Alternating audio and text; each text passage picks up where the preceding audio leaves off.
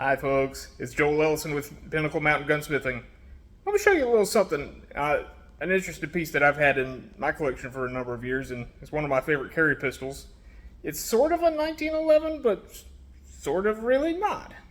Now, at least on the surface it looks like one, but when you dig around and dig more into it, it really isn't. Let me show you what I'm talking about. Alright, here we are. We have the Springfield Armory 911 or 911, or not sure exactly how they say it, but either way, we have fundamentally a little small pocket pistol. This thing is very slim and very small, and it's in 380 auto. It has a Browning tilting barrel, like so. It resembles a 1911 in that it is a single action trigger. So if the hammer is down, the trigger does nothing. With the hammer back, we have a thumb safety, ambidextrous. Safety on, safety off. And it's sort of a 1911 and it isn't. For one, there is no grip safety, nothing back here, just solid piece of aluminum frame. This particular one is in two-tone finish. The frame is aluminum, the slide is steel, or stainless steel, and the barrel is also steel. I think it's got like a chrome-plated finish or something along those lines. I think it's a really nice looking pistol. It's a really convenient package for carry. It comes with either a 7-round extended magazine or a little 6-round flush fit magazine.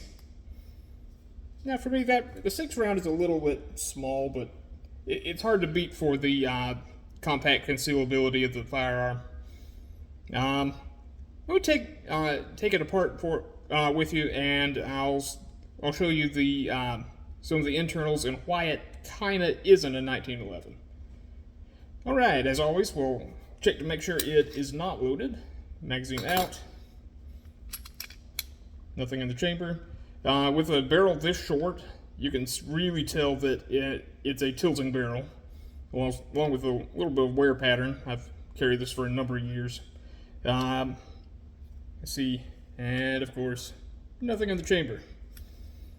If you look inside the chamber, I don't know how well you can see it, but yeah, the feed ramp is part of the barrel in there, unlike a regular 1911, but part of it is also part of the frame, which is a little unusual, but that's pretty typical in most 9mm size 1911s.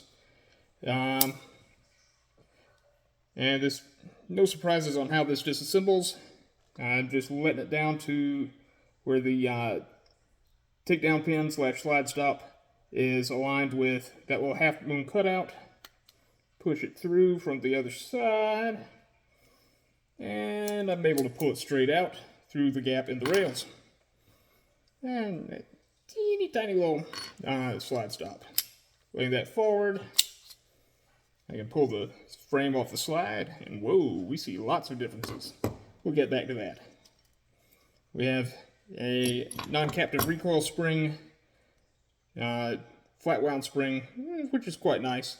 By the way, for small compact pistols like that, always replace your recoil spring fairly often, once every couple of years or so, depending on how often you actually practice with them. Which, for this is actually quite delightful to practice with. The barrel, we see we don't have a link, unlike a 1911.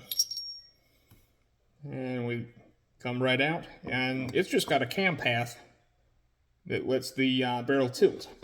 I'll put that back at the frame so you can see it a little better. And yep, and it just tilts on that cam path. Boop. Unlocked, locked, and we have a square profile here on the barrel instead of that locks into the square part of the slide instead of the 1911's multi-lug locking surfaces. As we continue towards the back of the frame, we see a lot more differences. This is the ejector. It's also the firing pin safety. This gun does include a firing pin safety, unlike a Series 70 1911. Right, let's see if I can point to it on screen. There, yeah, that's what's pushing up on. This ejector is also tied into the trigger. See, when I pull the trigger, it kind of moves a little bit. Safety's on right now, so the hammer won't fall. When I take the safety off, that really falls a little bit, but when I press this disconnector, that I'll show you here in a minute, boop, pops right back up. Let's see if I can show you that again. And reset. And trigger pull. Boom. There we go. That's a little smoother. And that kind of pulls it up. Let me take the grips off of this side, and I'll be able to show you a little more of the mechanism. Stand by. Alright, here we are. Now, we do have, I have that side panel off. You can see the mag release right there. It comes apart just like a standard 1911. This is a retaining screw. Just push in the mag release, turn the screw 90 degrees, and the whole assembly falls out. You can also see the mainspring housing right here, which has some nice checkering on it. It also has a 1911 style pin. It's a little domed on that side and kind of rounded on this side. These grips are G10 material, very nice, very thin, and they are original to the pistol. Let's see, but what you're really here for is this operating mechanism. Here we go. The trigger right here is actually a pivot. There's a pin right there at the top, which the trigger is also made out of G10. I'm not sure why they did that, but it's nice. Alright, we have the safety off, but you can see the trigger bar coming back right here, and that directly interfaces with the sear. You can actually see the tail of the sear right back here. Yeah, that's it. And when you pull the trigger with the manual safety off, you can get the hammer to fall. Yep, see that right there? Yeah. And there's a little cutout in the slide right there. Yeah, right beside my thumb there. Yeah, that's what this little piece. See this little piece coming down from the frame rail all the way to the trigger bar?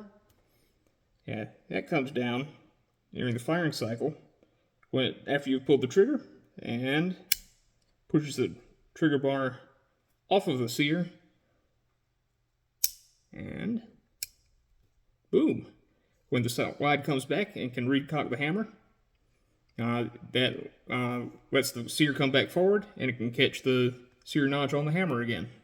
You have to release the trigger in order to fire another shot. I think that's how it avoids going full auto.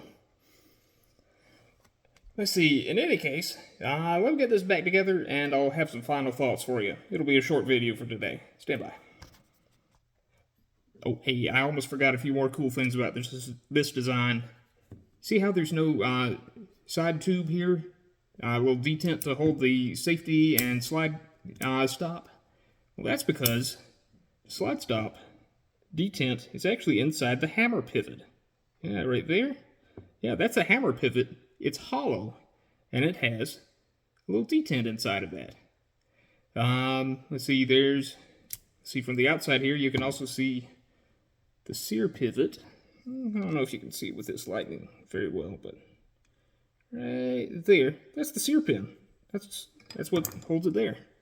Let's see if I can hold this right with, oh yeah, you can see inside the mag well, you have that kind of bifurcated two arm spring. 1911 springs are flat springs are usually triple ended. This one's just double ended since you don't have a grip safety.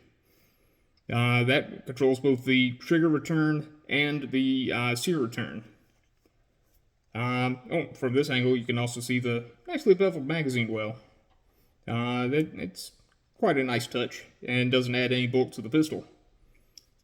Let's see, I think that's about all I can show you from the outside, so let me get this put back together and I'll close her out. Stand by. Hey folks, just a slight note when you're reassembling these out in the field. See how the extractor slash firing pin safety lever kind of sticks up? Take your slide pin, your disassembly pin, instead of just crashing into that and bending it, take it and push it down into the frame, and the slide can slide right over it. And I'm just going to put this pin back in to the correct side of the pistol while I have the hole lined up. Pull it back to the disassembly notch position. Sorry, I know you can't see it, but I had to get my hands in there, and it's hard enough to do with, just my hands in the way. Before you go, let me also point out the sights on this. We've got a U-notch front and a very large U-notch rear, and a very large, very bright daylight sight, and also night sights. Which this is a pretty sweet deal. I really like this pistol, if you can't tell, by the way. But yeah, let's do a quick function check. Boom. Locks open on empty magazine. Safety on. Nothing happens. Safety off. Hammer falls. Slide back. Slide forward. Disconnect. And hammer falls again. Alright. This is a really nice carry piece, like I've said. Comes with this nice little holster. It kind of has a grippy outside. You can either use it as a pocket holster or use it inside your waistband, as I usually do.